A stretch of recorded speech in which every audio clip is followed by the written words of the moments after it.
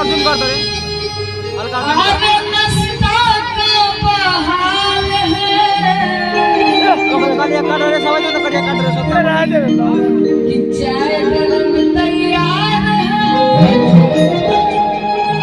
अरे नस्ता का बहार है करली भलाई आजा बड़ी अतिया भरुआ अरे तोहरे अगर हाँ 2 आदमी खड़े होंगे ज्यादा नहीं।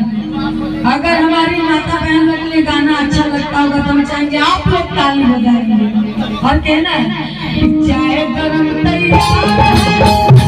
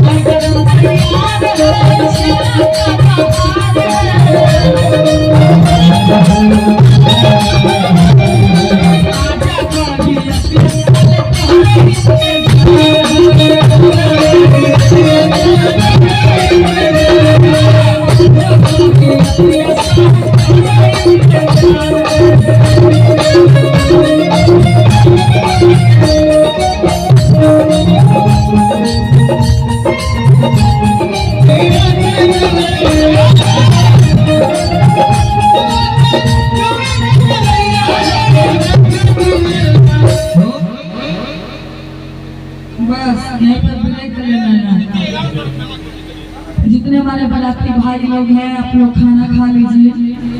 थोड़ा देर के लिए हम लोग विश्राम देंगे कार्यक्रम को।